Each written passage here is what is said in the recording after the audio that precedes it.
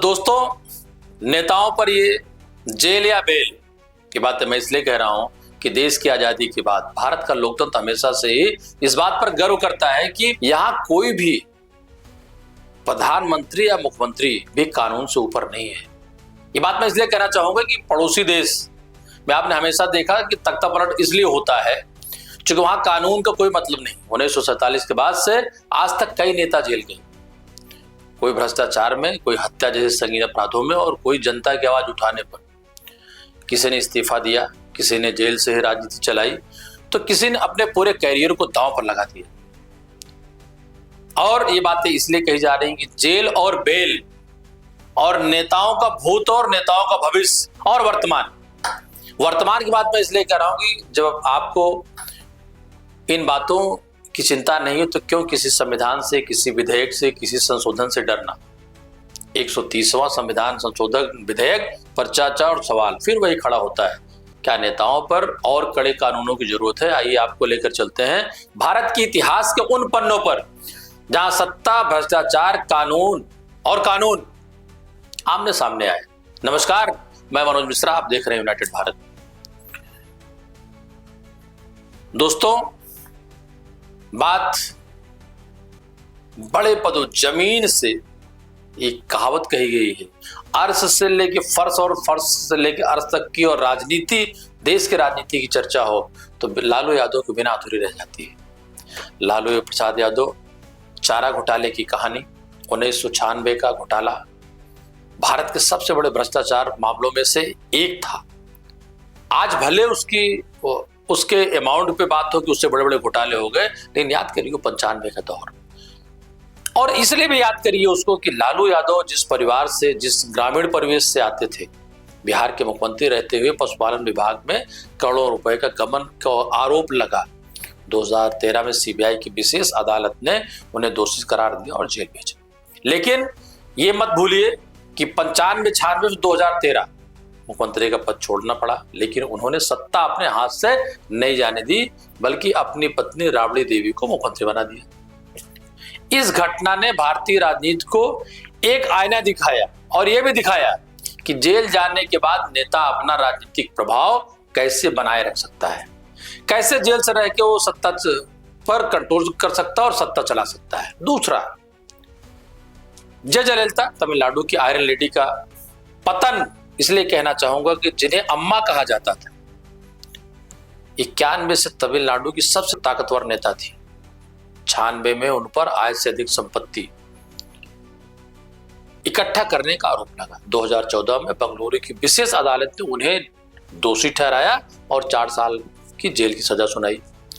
मुख्यमंत्री पद छोड़ना पड़ा, पूरे राज्य की राजनीति हिल गई। उनके करीबी नेताओं ने सरकार संभाली, लेकिन जनता ने लगातार उनके प्रति वफादारी दिखाई। बाद में उन्हें राहत भी मिली, लेकिन इस केस ने दिखाया कि लोकप्रियता और सत्ता भी कानून से ऊपर नहीं। तीसरा वो बड़ा नाम है ओम प्रकाश चौटाला, शिक्षक भर्ती घोटाला। हरियाणा के पूर्व मुख्यमंत्री चौटाला और उनके बेटे अजय चौटाला को 2000 में हुए शिक्षक भर्ती घोटाले में दोषी ठहराया गया। आरोप था कि पैसे लेकर और धांधली करके हजारों शिक्षकों की नियुक्तियां की। 2013 में दिल्ली की अदालत ने उन्हें 10 साल की जेल की सजा सुनाई। यह पहला बड़ा उदाहरण था जब किसी पूर्व मुख्यमंत्री को सीधे भ्रष्टाचार मामले में लंबी कैद हुई। जेल जाते ही उनकी राजनीतिक बिसात पर सवाल उठे और इनेलो पार्टी टूट के कगार पर आ गई। आज वो पार्टी की दशा दिशा क्या है, किस स्तर में हो, मुझे लगता है आप उस बात को बेहतर समझते हैं। मोहम्मद शहाबुद्दीन, दबंग सांसद का पतन। बिहार के सीवान से आरजेडी सांसद शहाबुद्दीन अपने अपराध और राजनीति के मेल का एक कॉम्बो था। एक कुख्यात हत्या, अपहरण, फिरौती, रंगदारी, जमीन कब्जे, गुंडई के सैकड़ों केस उन पर थे। 2007 में राजीव रोज नामक पत्रकार की हत्या, अन्य मामलों में उन्हें दोषी ठहराया गया। उन्हें उम्र कैद की सजा मिली और जेल ने उनकी राजनीति को पूरी तरीके से खत्म कर दिया। कभी लालू यादव के बेहद करीबी माने जाने वाले शहाबुद्दीन की गिरफ्तारी ने बिहार की राजनीति में अपराध राजनीति के गहरे रिश्तों को उजागर किया। और वो दौर था जब शहाबुद्दीन का नाम बिहार में नहीं बल्कि पूरे देश में गुंडई, माफिया, फिरौती, अवैध वसूली का एक काकस था। बिहार की राजनीति में बड़ा दखल था, लेकिन कानून ने कहां से कहां तक पहुंचा दिया। अरविंद केजरीवाल, चूंकि इनका बिना नाम लिए फिर बात पूरी नहीं रह जाती, नए दौर के नेता, अन्ना आंदोलन से पैदा नेता, भ्रष्टाचार विरोधी योद्धा के रूप में पेश किया गया। लेकिन 2024 में दिल्ली की शराब नीति घोटाला केस में ईडी ने उन्हें गिरफ्तार किया। दिल्ली के मुख्यमंत्री रहते जेल जाना भारतीय राजनीति की बड़ी घटना बनी। उनके समर्थकों ने कहा यह राजनीतिक षड्यंत्र है, जबकि विरोधियों ने इसे सबक बताया। यह मामला अब भी अदालत में चल रहा है। आने वाले समय में भारतीय राजनीति पर इसका गहरा असर पड़ेगा। मैं क्यों कहना चाह रहा हूं, क्योंकि देश की आजादी के बाद संगठन से, देश के आजादी के आंदोलन से पार्टी बनी कांग्रेस, और कांग्रेस के बाद कांग्रेस से निकले या उनके विचारों से असहमत होते हुए जिन संगठनों ने पार्टी खड़ी की, कभी उनके साथ सरकार में रहे, कभी उनके साथ विरोध में रहे। लोहिया आंदोलन की बात कर ले। लेकिन 2011, 12, 13 अन्ना आंदोलन ने सुचिता के राजनीति, आम आदमी पार्टी की न्यू एज, एक नया चेहरा उन अब तक के सबके नेताओं से, सभी पार्टियों से अलग विचार की बात करते हुए अगर वो शराब घोटाले में जेल जाता तो ये दुर्भाग्य। इसीलिए मैंने ये बात कही कि भविष्य में इसका परिणाम क्या होता है, ये बात का विषय है। लेकिन किसी घोटाले के आरोप में आम आदमी पार्टी के इस पढ़े लिखे बुद्धिजीवी नेता का जेल में जाना, ये कम से कम आने वाले समय पे जनता का एक ऐसा विश्वास टूटा है कि फिर वो पार्टियों के चक्कर के दलदल में ही रह जाएगा। मित्रों, आपातकाल 1975 से 77 लोकतंत्र का सबसे अंधेरा था। देश की आजादी के बाद जब भी चर्चा होती है इमरजेंसी की चर्चा, 25 जून 1975 को इंदिरा गांधी ने आपातकाल लगाया। प्रेस की आजादी छीन ली गई, विपक्ष को कुचलने की कोशिश की गई, विपक्षी नेताओं को की बड़े पैमाने पर गिरफ्तारी हुई।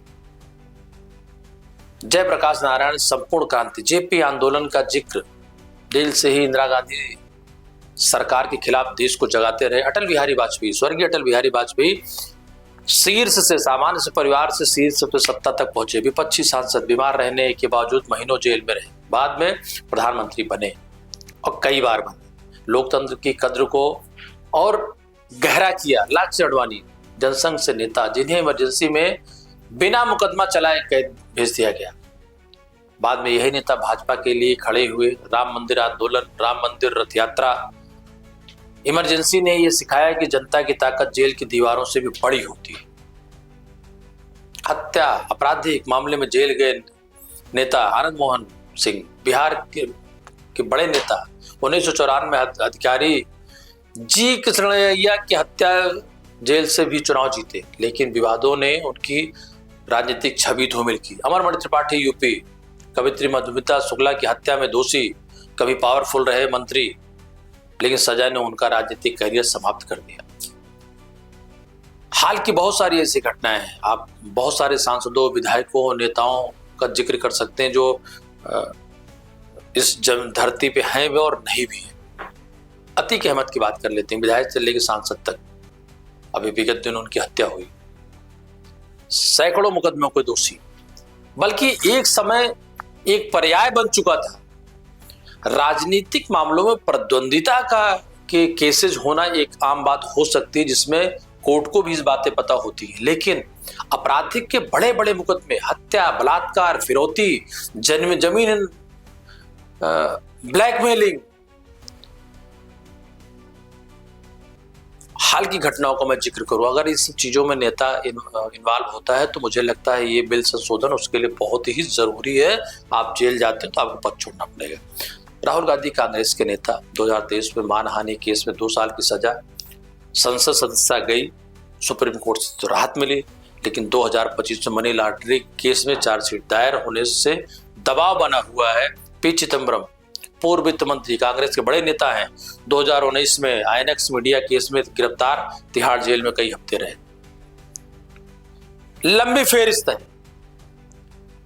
नेताओं के अपराध के, नेताओं के घोटालों के, नेताओं के चरित्र के। और मित्रों, एक बात मैं कहना चाहूंगा, जिस नजरिए से बतौर पत्रकार मैं इस चीज को देख रहा हूं, अगर ये संशोधन लागू हो जाता है तो भले ही लोग आरोप प्रत्यारोप के बीच में इन सब चीजों पर अभी जितनी बहस करना हो कर ले, लेकिन अपराध और अपराधी